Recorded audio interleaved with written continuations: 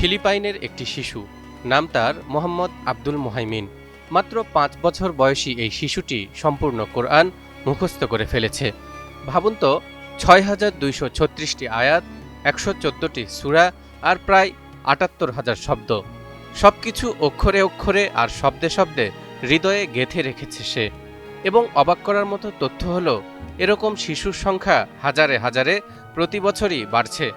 এটি কি কেবলই স্মৃতিশক্তির ব্যাপার, নাকি এটি কোনো অতিপ্রাকৃত বিষয়? না দর্শক, এটি শুধু স্মৃতিশক্তির ব্যাপার নয়, আবার অতিপ্রাকৃত কোনো বিষয়ও নয়, বরং এটি হলো মহাগ্রন্থ আল কোরআনের একটি জীবন্ত মুজিজা।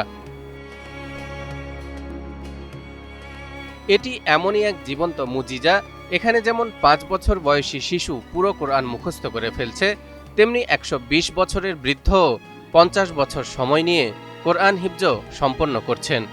২০১৬ সালে রাশিয়ার দাগিস্তানে বসবাসরত হুসেইন শেখ আহমেদভ নামের এক বয়োবৃদ্ধ বয়সের প্রতিবন্ধকতাকে জয় করে বিশ্বের সবচেয়ে বেশি বয়সী ব্যক্তি হিসেবে কোরআন মুখস্থ করেছেন বলে খবর প্রকাশ করেছে ইন্টারন্যাশনাল কোরআন নিউজ এজেন্সি ইকনা।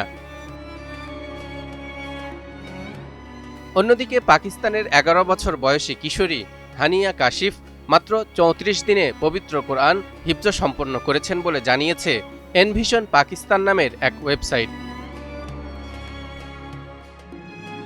এভাবেই যুগ যুগ ধরে হাফেজ সাহেবগণ মহান আল্লাহ তাআলার বাণী পবিত্র কালামুল্লাহ শরীফ হিফজের মাধ্যমে নিজেদের হৃদয়ে সংরক্ষণ করে চলেছেন। তাই তো মহান আল্লাহ তাআলা বলেন, ইন্না নাহনু নাযালনা যিকরা ওয়া ইন্না লাহু লাহাফিযুন। নিশ্চয়ই আমি কোরআন অবতীর্ণ করেছি, আর আমি তার সংরক্ষক। এই সংরক্ষণ পদ্ধতি যে কেবল কিতাবে নয়, বরং মানুষের বুকে বুকে এটাই তার জ্বলন্ত প্রমাণ। কোরআন হচ্ছে পৃথিবীর একমাত্র ধর্মগ্রন্থ যা বিশ্বের কোটি কোটি মানুষ অক্ষরে অক্ষরে মুখস্থ করে রেখেছে। সাহাবায়ে কেরামের যুগ থেকে শুরু করে আজ পর্যন্ত এই ধারাবাহিকতা একদিনের জন্য থেমে যায়নি। দেশ বিদেশের বিভিন্ন পত্রপত্রিকায় প্রকাশিত প্রতিবেদন থেকে জানা গেছে, প্রতি বছর বিশ্বের প্রায় ২ মিলিয়ন অর্থাৎ ২০ লক্ষ মানুষ নতুনভাবে কোরআন হিফজ সম্পন্ন করে। সৌদি আরব, পাকিস্তান, ইন্দোনেশিয়া, তুরস্ক, মিশর, বাংলাদেশ, নাইজেরিয়া, মালয়েশিয়া সহ শতাধিক দেশে অসংখ্য কোরআন হিফজের প্রতিষ্ঠান রয়েছে। এসব দেশে সরকারি ও বেসরকারিভাবে নিয়মিত হিফজুল কোরআনের পরীক্ষা ও প্রতিযোগিতা অনুষ্ঠিত হয়। বাংলাদেশে হাফেজে কোরআনের সংখ্যা ঠিক কত, এর সঠিক পরিসংখ্যান কারও জানা নেই। তবে বিভিন্ন উৎস থেকে প্রাপ্ত তথ্যের ভিত্তিতে ধারণা করা হয় প্রায় ২৫ লাখেরও বেশি হাফেজে কোরআন রয়েছেন বাংলাদেশে, যাদের মধ্যে হাজার হাজার শিশু মাত্র ৭ থেকে ১০ বছর বয়সেই সম্পূর্ণ কোরআন হিফজ করে। বাংলাদেশের কওমি মাদ্রাসা শিক্ষা বোর্ড বেফাক সূত্রে জানা গেছে, এই শিক্ষা বোর্ডের অধীনে প্রতি বছর প্রায় ১৩,৪০০ জন হাফেজ হিফজুল কোরআন সমাপনী পরীক্ষায় অংশগ্রহণ করেন।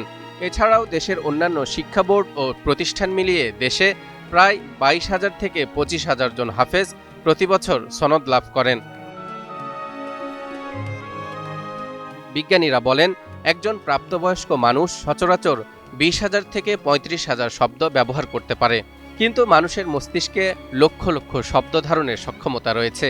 কিন্তু একজন হাফেজের স্মৃতিতে গেঁথে থাকে প্রায় ৭৮,০০০ শব্দ, যার পুনরাবৃত্তি হয় প্রতিদিন সালাতে এবং তেলাওয়াতে। এটা স্মৃতিশক্তির এক বিশাল কৃতিত্ব, এবং এই ধরনের টেকসই স্মৃতিশক্তি নিয়ে নিউরো সায়েন্টিস্টরাও বিস্মিত। তারা বলেন, কোরআন হিফজ একটি মেমোরি ম্যারাথন, যার তুলনা আধুনিক শিক্ষা পদ্ধতিতেও বিরল। এ কারণেই মহান আল্লাহ তাআলা বলেছেন, ওয়ালাকাদ ইয়াসসারনাল কুরআনা লিযিকরি ফাহাল মিন মুদ্দাকির। আর আমি তো কোরআনকে সহজ করে দিয়েছি বোঝার জন্য, অতএব কোনো উপদেশ গ্রহণকারী আছে কি? বিশ্বের ইতিহাসে হাজার হাজার বছর ধরে অনেক ধর্মগ্রন্থ বিকৃত হয়েছে, কিন্তু কোরআন এর একটি শব্দও পরিবর্তন হয়নি, কারণ কোটি কোটি হৃদয়ে তা গেঁথে আছে। একসময় যদি পৃথিবীর সব কোরআনের কপি মুছেও ফেলা হয়, তবুও লক্ষ লক্ষ শিশু কোরআনের সব আয়াত শব্দে শব্দে বলে দিতে পারবে। এটি কোরআনের জীবন্ত মুজিজা, আল্লাহ প্রদত্ত আশ্চর্য এক নিয়ামত। তালহা ইবনে রেজা, নিউজ 24।